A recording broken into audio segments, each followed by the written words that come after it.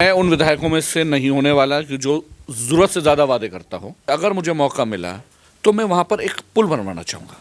अंधेरे होने से पहले हमारी बहन बेटियां सुरक्षित होकर वापस आ सकती हैं। कोई बहुत लंबी लिस्ट नहीं बना रहा मैं झूठे और सच्चे वादों की। नमस्कार, सनराइज न्यूज़ देख रहे हैं आप। आपके साथ मैं हूं उज्जवल मिश्रा।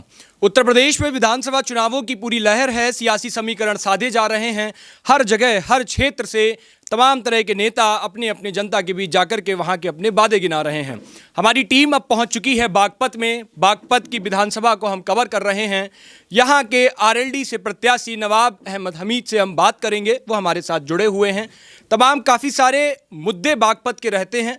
वर्तमान में भारतीय जनता पार्टी से विधायक हैं योगेश धामा। टिकट फिर उनको दे दी गई है, यहाँ से भारतीय जनता पार्टी से ही टिकट है। अब बीजेपी का एक पूरा कार्यकाल बागपत ने देखा है। यहाँ को उनका जो भी रवैया रहा, जो भी उनके वादे रहे, विकास कार्य रहे, वो देखें।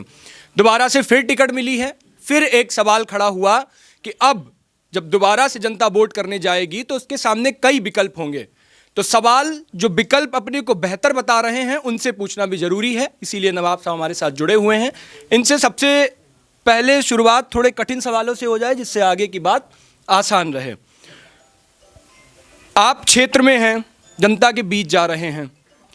जो एक सबसे बड़ा सवाल वो ये है कि जनता आपको ही वोट क्यों दे, ये सबसे बड़ा सवाल है। देखिए, जनता अपना फैसला लेती है कार्य को देख के। पिछली सरकार में वादे ज़्यादा हुए, कार्य कम हुआ। और अगर मैं सिर्फ बागपत क्षेत्र की बात करूं तो आप जिस रास्ते से यहाँ आए होंगे, आपने वो रास्ता देख लिया होगा जिसका वादा हुआ था कि ये बना दी जाएगी। यहाँ पे स्कूलों का वादा हुआ था, स्कूल में बेंचेज आ जाएंगी, टीचर टाइम पे होंगे, सारी भर्तियाँ हो जाएंगी, वो भी एक वादा बन के रह गया। जो हमारे हॉस्पिटल्स हैं वहाँ पे डॉक्टर्स नहीं है, उसके भी वादा किए गए थे कि हॉस्पिटल्स में डॉक्टर्स पूरे टाइम होंगे। एक्सरे मशीन होगी तो उसका ऑपरेटर नहीं है, एमआरआई मशीन है तो उसका ऑपरेटर नहीं है।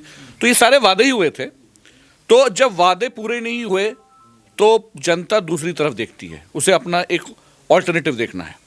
और वहाँ पर जो उसके जो पार्टी लगेगी या जो विधायक लगेगा उसको कि वो उसके वादे पूरे कर देगा, जनता उसके साथ जाएगी। जनता उसके साथ जाएगी, वो आपकी बात ठीक है। लेकिन चुनावों से पहले क्या होता है, जब नेता साफ तौर पर होते हैं तो अपने को बेहतर विकल्प साबित करने के लिए कई सारे योजनाएं और कई सारे वादों के साथ अपना पूरा एक चिट्ठा तैयार करते हैं। लेकिन जब बाद में गद्दी पर बैठते हैं, विधानसभा तक पहुंचते हैं, उसके बाद की जो हकीकत होती है वो जनता से देखती है जनता, और वो किसी से भी छुपी नहीं होती है। उन सब चीज़ों से कैसे टैकल करेंगे? देखिए, मैं उन विधायकों में से नहीं होने वाला कि जो ज़रूरत से ज़्यादा वादे करता हो और कम उस पर काम करता हो। देखिए, हमारे मुद्दे बहुत सीधे हैं। कुछ मुद्दे तो वो हैं जो पूरे उत्तर प्रदेश के हैं। महंगाई का मुद्दा, किसानों का मुद्दा, मजदूरों का मुद्दा, बिजली का मुद्दा, चिकित्सा का, शिक्षा का, ये तो मुद्दे पूरे उत्तर प्रदेश में, क्योंकि ये सारी चीज़ें पूरे उत्तर प्रदेश में परेशानी है। बागपत के अंदर दो मुद्दे जो सबसे अहम है, वैसे तो विकास के सड़कें हैं, ये सब ये तो कॉमन हो गए सबके। हमें दो मुद्दों पे मुझे काम करना है। एक, बागपत क्षेत्र में से 80% लोग कृषि से रिलेटेड हैं, डायरेक्टली और इनडायरेक्टली। और हमारे यहाँ पर एक शुगर मिल है, बागपत शुगर मिल, जो पिछले 70-80 साल से है, लेकिन उसका अभी तक कैपेसिटी का डबल इंक्रीज नहीं हुआ है, जिसे ध्रुवीकरण कहते हैं। ध्रुवीकरण अभी तक नहीं हुआ है। मेरा ये है कि मुझे मौका मिलता है और सरकार हमारी आती है तो सबसे पहले आप उस शुगर मिल के ध्रुवीकरण करें। उससे फ़ायदा सबसे ज़्यादा ये होगा कि जो बागपत के आसपास के किसान हैं उन्हें दूर अपने वो गन्ना देने नहीं जाना पड़ेगा। और यहाँ पे ये एक लौती गवर्नमेंट कोऑपरेटिव है जो वक्त में अपना पैसा दे भी देती है। मतलब इस सरकार में तो नहीं दिया उसने, लेकिन उससे पहले ऑन टाइम दिया करती थी। इस सरकार में पता नहीं इन्होंने क्या करा, ये कोऑपरेटिव भी अपने टाइम पे पेमेंट नहीं कर पाई। लेकिन जो प्राइवेट वाले हैं वो तो देती ही नहीं है, उनकी तो 2-2 साल तक का अभी तो भुगतान बकाया रह चुका है। तो जब अगर ये इसकी कैपेसिटी बढ़ जाएगी तो ज़्यादा से ज़्यादा किसान कोऑपरेटिव मिल से ज़्यादा जुड़ सकता है, पर उनकी टाइमली पेमेंट भी हो सकती है। तो उनके घर में खुशहाली आएगी जब उनको वक्त का पैसा मिल जाएगा। एक मुद्दा तो सबसे ये है। दूसरा, मुझे नहीं पता आपको मालूम है नहीं मालूम, एक गांव पड़ता है काठा, वहाँ से उसके बगल में जमुना बहती है। बहुत से हमारे गरीब लोग हरियाणा जाते हैं खेती में काम करने के लिए, वहाँ पे मजदूरी करते हैं, वहाँ पे उनका सेल खोलते हैं या जो भी करते हैं, तो ये नाव से जाते हैं। आज से 2-2.5 साल पहले एक नाव डूबी, 22 लोग मारे गए उसमें। ये बहुत बड़ा मुद्दा बना। हमारे जो वर्तमान विधायक थे उनका भी नाम आया कि भैया ये चलवाते हैं और उसमें तस्करी का नाम है, पता नहीं क्या क्या चीज़ें उनके ऊपर इल्ज़ाम लगे गए। तो मेरी चाहत है कि अगर मुझे मौका मिला तो मैं वहाँ पर एक पुल बनवाना चाहूँगा।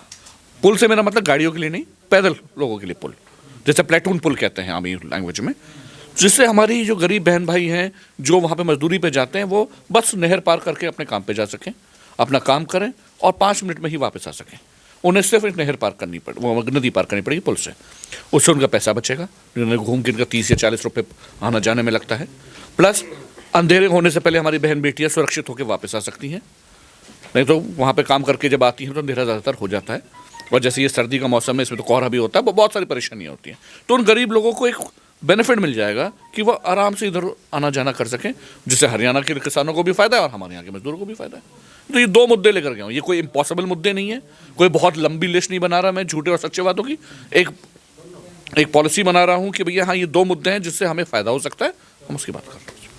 एक कोइंसिडेंशियल अजम्पशनल क्वेश्चन आपसे,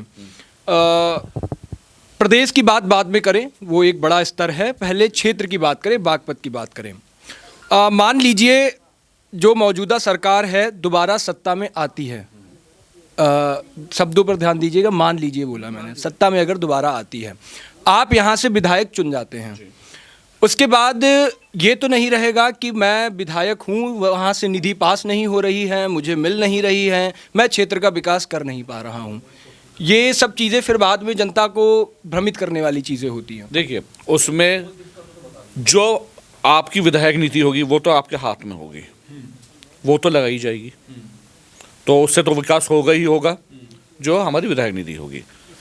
बागपत क्षेत्र की अगर बात करें तो हमारा जिला पंचायत अध्यक्ष भी हमारा है, तो उसका भी निधि लग सकती है हमारे पास।